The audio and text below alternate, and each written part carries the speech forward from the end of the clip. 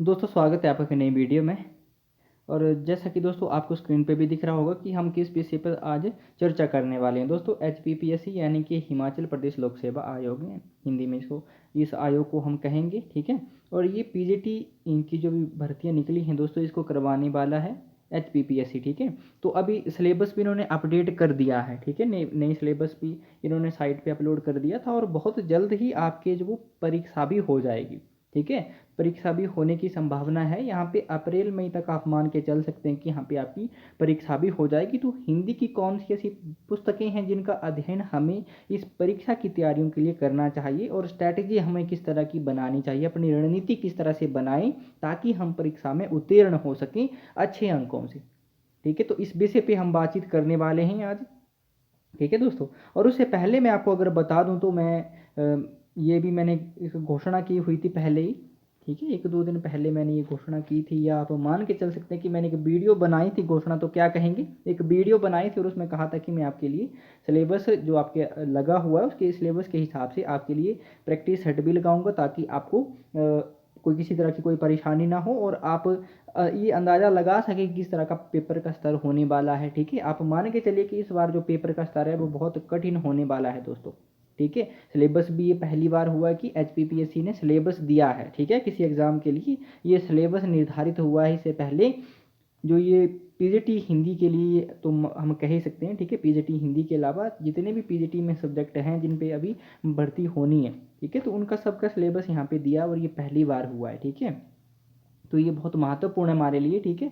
तो इसके लिए तैयारियां करवा रहा हूँ दोस्तों मैं, ठीक है। तैयारियां मैं आपको यहाँ पे करवाऊंगा। अगर चैनल पे नहीं हो तो सब्सक्राइब आपको कर लेना है, ताकि आपको किसी भी तरह का कोई अगर नोटिफिकेशन मिलता है तो आप उसको देख सके और आप ना यहाँ पे जो वो मूल्यांकन करते रहे। क्योंकि प्रैक्टिस सेट यहाँ पे मैं चलाता हूँ, प्रैक्टिस सेट की सीरीज भी आपको देखने को यहाँ पे मिल जाएगी और आपके सिलेबस के हिसाब से यहाँ पे प्रैक्टिस सेट सीरीज होगी, ठीक है। और दूसरी बात है कि बोर्ड पे भी आपको पढ़ाया जाएगा, ये भी बात हुई थी, ठीक है। अगर किसी ने वो वीडियो नहीं देखी होगी तो नहीं पता था, इसीलिए मैंने यहाँ पे बता दिया। तो चलिए शुरुआत करते हैं हम कि हमें हिंदी साहित्य के इतिहास के लिए यहाँ पे 2-3 पार्ट हमारे लिए बहुत महत्वपूर्ण हो जाते हैं दोस्तों। जैसे हिंदी साहित्य का इतिहास हमारे लिए बहुत महत्वपूर्ण हो जाता है, ये यूनिट अलग से लगी हुई है, ठीक है। तो हिंदी साहित्य के इतिहास के लिए आचार्य रामचंद्र शुक्ल की पुस्तक पढ़नी चाहिए। और यहाँ से जो कोटेशन होते हैं दोस्तों, वो एकदम से ही उठा लिए होते हैं और वैसे ही रख दिए होते हैं कि ये कथन किसका है, किस आलोचक का है। तो आचार्य रामचंद्र शुक्ल से बहुत ज़्यादा बनते हैं। तो आचार्य रामचंद्र शुक्ल की पुस्तक तो पढ़नी चाहिए हिंदी साहित्य के इतिहास। उसके बाद अगर डॉक्टर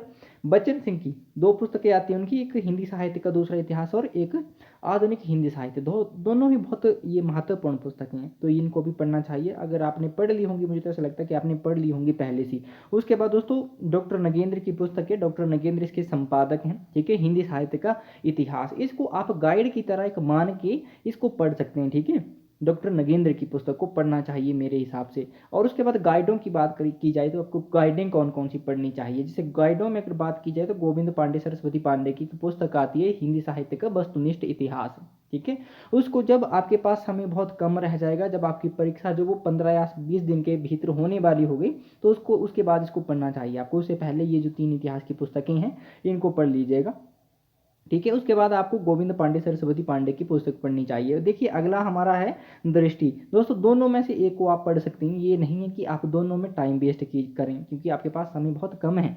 आप दोनों का मूल्यांकन कर लीजिए कि जो टॉपिक सरस्वती पांडे वाली बुक में नहीं है वो दृष्टि में होंगे, तो उनको आप कर लीजिए, ठीक है। तो इस तरह से होगा, जो टॉपिक इसमें नहीं है वो यहाँ से आप कर सकते हैं, ठीक है। परंतु दोनों में से एक को पढ़ना चाहिए, ना कि दोनों को पढ़ने से आपका टाइम वेस्ट हो जाएगा, ठीक है। तो हिंदी साहित्य का इतिहास बहुत महत्वपूर्ण है, ठीक है। आपकी 5 तो यूनिटें हैं, ठीक है। तो 5 यूनिटों में आपका एक तो हिंदी साहित्य के इतिहास हो गया, काव्य शास्त्र हो गया दोस्तों, ठीक है। उसके बाद रचनाएं लगे से लगी हुई हैं, तो रचनाओं के लिए भी यहाँ पे बताया जाएगा कि रचनाओं के लिए आपको क्या क्या पढ़ना चाहिए। उसके बाद काव्य शास्त्र की बात की जाए तो भगीरथ मिश्र भारतीय काव्य शास्त्र, ऑथेंटिक्स बुक्स पुस्तकें ही हमें पढ़नी चाहिए दोस्तों, ठीक है। ऑथेंटिक्स जो पुस्तकें होती हैं उनको ही पढ़ना चाहिए, ताकि अगर हमें किसी तरह का प्रश्न में अगर कोई गलत होता है तो हम उस पर रिट लगा सकें कि हाँ ये यहाँ से प्रश्न पूछा गया। तो ये ऑथेंटिक पुस्तकें होती हैं इनको ही पढ़ना चाहिए। उसके बाद पाश्चात्य काव्य शास्त्र के लिए आपको देवेंद्रनाथ शर्मा की पुस्तक पढ़नी चाहिए, बहुत महत्वपूर्ण पुस्तक है, ठीक है। अगर उसके बाद भी आप चाहो तो एक गाइड की तरह ये पुस्तक आती है डॉक्टर विवेक शंकर की, आपको ऑनलाइन मिल जाएगी अमेजोन पे ये, ठीक है। भारतीय एवं पाश्चात्य काव्य शास्त्र दोनों नेट के विद्यार्थी भी इसको पढ़ते हैं इस पुस्तक को, ठीक है। तो इस पुस्तक को आपको पढ़ना चाहिए, इसमें भारतीय एवं पाश्चात्य दोनों ही आपको यहाँ पे मिल जाएंगे, ठीक है। तो काव्य शास्त्र में इतनी पुस्तकें काफ़ी है मेरे हिसाब से, ठीक है। तो इनको काव्य शास्त्र में आप लेके काव्य शास्त्र को आसानी से कर सकते हो। उसके बाद भाषा विज्ञान भी हमारा आ जाता है, उसके बाद व्याकरण भी आ जाता है। तो 3-4 पार्ट हैं हमारे जहाँ से प्रश्न बनने की पूरी संभावना रहती है, ठीक है। तो भाषा विज्ञान में आप देख लीजिए हिंदी भाषा का उद्भव और विकास, आपका यूनिट अलग से लगी हुई है, ठीक है। तो भोलानाथ तिवारी की एक पुस्तक आती है, ठीक है, हिंदी भाषा विज्ञान या भाषा विज्ञान करके उस पुस्तक का नाम है, भाषा विज्ञान ही नाम है, हाँ, ठीक है, भाषा विज्ञान उस पुस्तक का नाम है, ठीक है। तो उस पुस्तक को आप पढ़ सकते हैं, परचेज कर लीजिए खुद की और उस पुस्तक से पढ़ना शुरू कीजिएगा, क्योंकि वहाँ से आपके बहुत प्रश्न ठीक होने वाले हैं और वहीं से आपके प्रश्न बनेंगे भी परीक्षा में, ठीक है। इसके बाद सीरीज है तो आप पता ही है आपको, ठीक है, गोविंद पांडे सरस्वती पांडे में भी आपको भाषा विज्ञान मिल जाएगा, फिर दृष्टि में मिल जाएगा, ठीक है। तो सीरीजों में भी ये मिल जाएगा आपको, और इसके साथ भोलानाथ तिवारी के साथ साथ आपको सीरीज भी पढ़नी चाहिए, ठीक है। तो यहाँ से आप ही इन परीक्षाओं की तैयारी के लिए इन पुस्तकों को पढ़ लीजिए, ये बुक लिस्ट है आपकी, ठीक है। इसको व्याकरण की अगर बात की जाए दोस्तों, तो व्याकरण में कामता प्रसाद गुरु का हिंदी व्याकरण पढ़ना चाहिए, मैं तो कहूँगा बहुत महत्वपूर्ण व्याकरण है वो, ठीक है। अगर आपके पास वो नहीं है, ठीक है, तो लूसेंट पब्लिकेशन का व्याकरण आता है वो भी बहुत महत्वपूर्ण है, ठीक है। अगर कामता प्रसाद गुरु का नहीं है तो इससे काम चल पड़ेगा लूसेंट पब्लिकेशन से आपका, ठीक है। और अगर दोनों हैं आपके पास तो बहुत बड़ी बात है, ठीक है, दोनों से पढ़िएगा, यहाँ से व्याकरण से एक भी प्रश्न आपका गलत नहीं होगा, ठीक है। तो ये व्याकरण के लिए भी हो गया। उसके बाद दोस्तों यहाँ पे रचनाओं से संबंधित बातचीत कर लेते हैं कि रचनाओं के लिए अलग से आपको पढ़ना पड़ेगा, ठीक है। जैसे गोदान आपका उपन्यास सिलेबस में लगा हुआ है, मैलांचल लगा हुआ है, ठीक है। तो इसके लिए आपको उन पुस्तकों को ही पढ़ना पड़ेगा, क्योंकि यहाँ से कथन बनेंगे, पात्रों से संबंधित प्रश्न बनेंगे, ठीक है।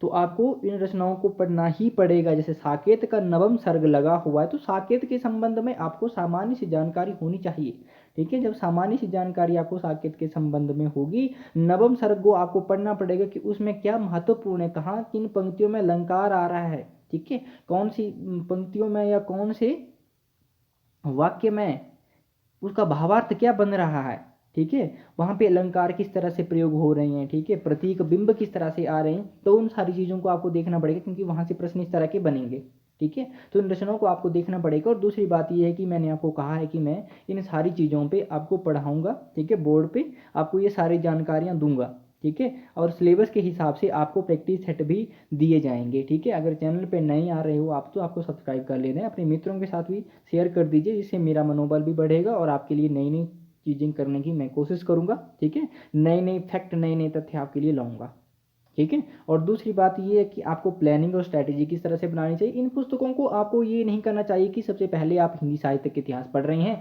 4-5 दिन आपने हिंदी साहित्य के इतिहास को कंप्लीट करा, उसके बाद आप भाषा विज्ञान को देख रहे हैं, भाषा विज्ञान कंप्लीट कर लिया, फिर उसके बाद काव्य शास्त्र को देख रहे हैं। तो इस तरह की प्लानिंग आपको नहीं करनी है, ठीक है। आपको ये रखना है कि हमने जो आपकी 4-5 यूनिटें लगी हुई हैं, बीएड का पोर्शन अलग से है तो 5 यूनिटें हो जाती हैं, चारों की चारों यूनिटों की आपको एक साथ पुस्तकें रखनी है और दिन में उन सब पे ही एक एक दृष्टि आपको डालनी है, ठीक है, एक एक दृष्टि उन सब पे डालनी है। और अंत में जब आप शाम को पढ़ बैठेंगे, ठीक है, तो फिर उसके बाद आपको मूल्यांकन भी करना कि आपने क्या पढ़ा आज, ठीक है। और आपको हर दिन, यानी कि आप ये मान के चलिए कि जनवरी एंड के बाद आपको प्रैक्टिस सेट भी हर दिन यहाँ पे देखने को मिलेंगे और आपके सिलेबस के अकॉर्डिंग, ठीक है। तो अगर चैनल पे नए हो तो सब्सक्राइब कर लीजिए, बहुत महत्वपूर्ण होने वाला है आपके लिए, ठीक है। तो धन्यवाद दोस्तों, मिलते हैं अगले वीडियो में।